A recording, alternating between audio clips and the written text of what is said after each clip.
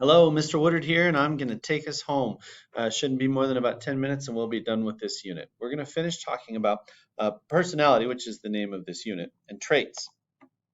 The question really is, do we change over time or do we stay the same over time? And the answer is to most questions like this, yes, both.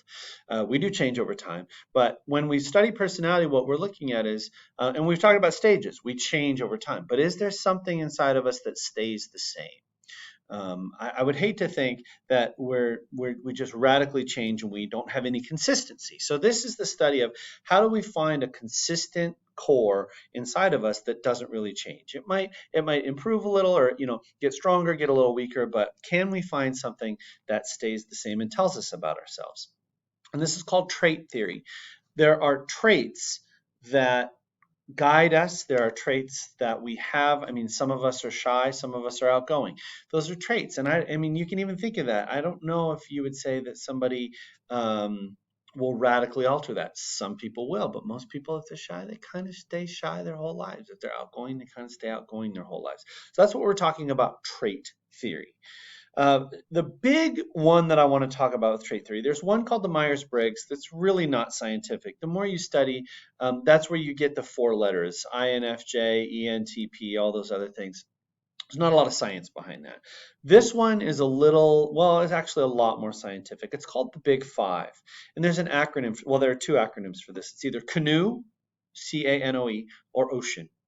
And if you can remember those two acronyms, you might be able to remember the big five. The first one is openness to experience. Do you like new things or are you afraid of new things? Conscientiousness. Are you thoughtful, meticulous in your details, or are you kind of forgetful and maybe messy? I don't know if messy is the right word, but you'll see what we're talking about coming up. Are you extroverted? Are you outgoing? Or are you introverted? And are you kind of, well, and I don't want to say shy. We're going to talk a little bit more about extroversion. I might as well talk about it now. The best example I've heard about extroversion, the best way to explain it is this.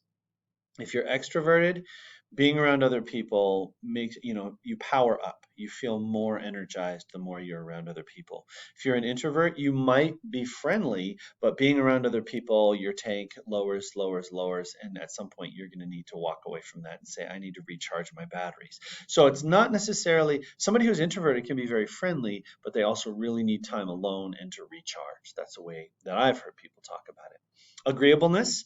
Are you the type of person who is compliant, who does what your teachers ask you to do, who does what your parents ask you to do? You follow all the rules, or are you the kind of person who says, you know what, I can be a little bit more confrontational. I can decide I'm going to do it my way.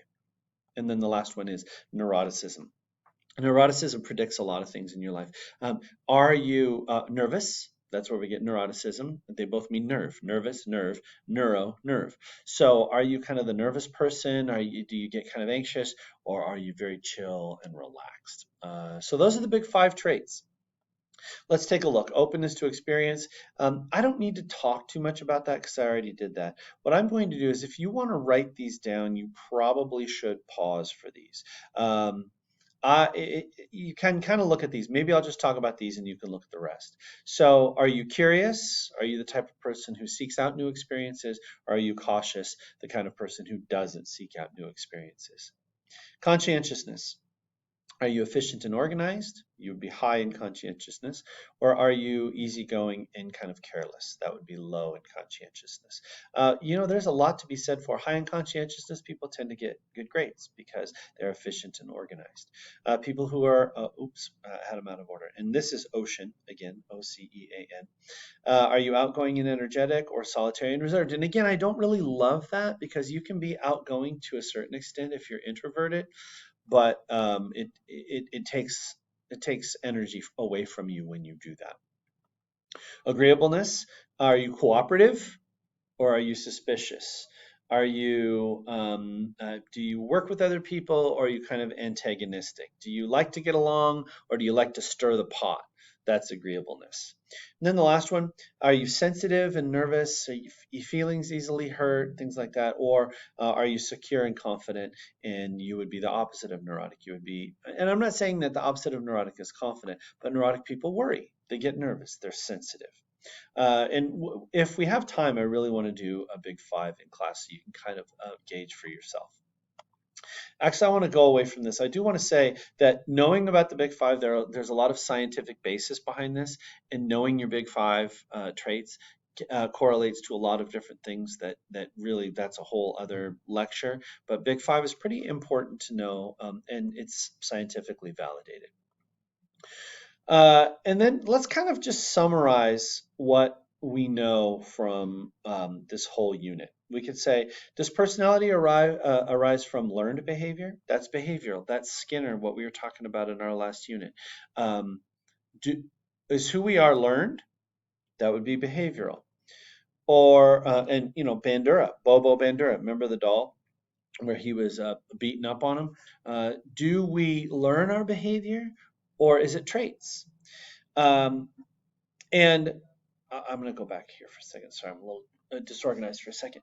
Uh, do we learn by watching other people? Do we learn from being rewarded and punished? Or are we at our core who we are and no amount of other work will really change that? I mean, the answer is both, right? So really that's what we hit on this last one is reciprocal determinism. Now I have duh here because it seems perfectly obvious that this is true. And I didn't teach it for a while and then it ended up on the AP test, this exact term. So I wanted to make sure that I taught it. Determinism means, I don't want to use this term lightly, but it means fate.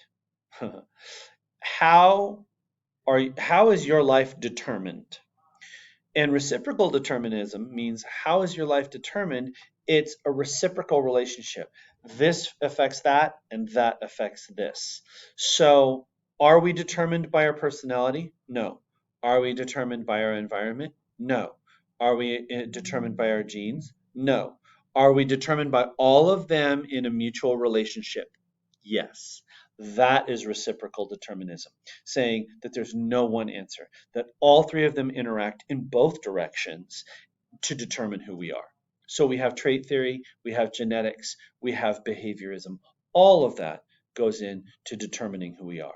That is reciprocal determinism.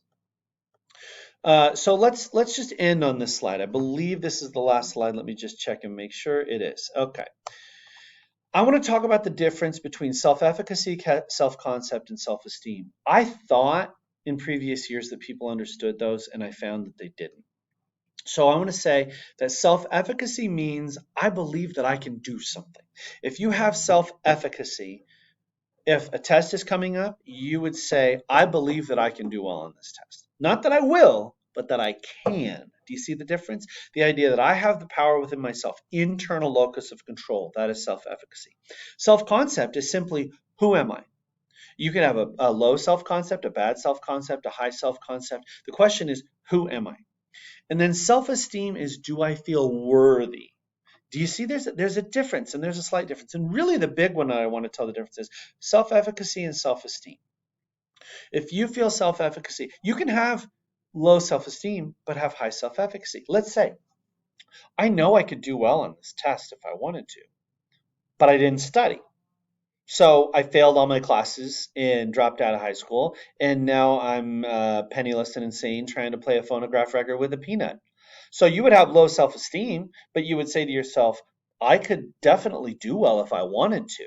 So self-esteem is how you feel about yourself at the time. Self-efficacy is your belief that if I wanted to, I could do it. I have that locus of control inside of myself. Then we have the self-serving bias. We have to be careful about this. Again, we're talking about the self. Who are we? This is the personality unit. We have to be careful to not be unhealthily self-centered. The self-serving bias says, I'm going to take credit for what I do well. I'm going to cast the blame for what I do poorly. We have to take responsibility for both of those things. And then we have the ugly, the spotlight effect. This is a great way to end it. We haven't talked about this yet, but I think we all suffer from this cognitive bias, the spotlight effect. And that is, we believe that there's a spotlight continually shining on us, that people notice things about us much more than they actually do. The great study on the spotlight effect was they had college students wear a Barry Manilow t-shirt into a classroom. I don't know what your equivalent of Barry Manilow would be. Like the cheesiest, think of the cheesiest, who is the like I don't know, Kenny G. Who is the cheesy music? Just think of the cheesiest musician. The shirt you'd be most embarrassed to wear into class. And they said, all right, I want you to wear this into class. I want you to wear it all period, wear it all day, and then we're going to ask you about it afterwards. And then they said they would ask the person, how many people do you think noticed you were wearing that shirt? And then they asked people in class, what shirt was that person wearing? And guess what happened? We felt like we had a spotlight on us and everybody was looking at us. And then when they talked to the people in class, they said, I didn't really notice. Uh, that happens to us all. And that's good and bad. It's like people don't notice us. So if you want to be noticed, that can be bad. If you say, I want to be anonymous, you're much more anonymous than you think you are. You really are. So again, we're thinking about what builds the personality. It is that reciprocal determinism. It is our environment. It is our traits. It is our genes. All of those things working together to create the personality. That is the end of our personality unit. And thanks for playing along.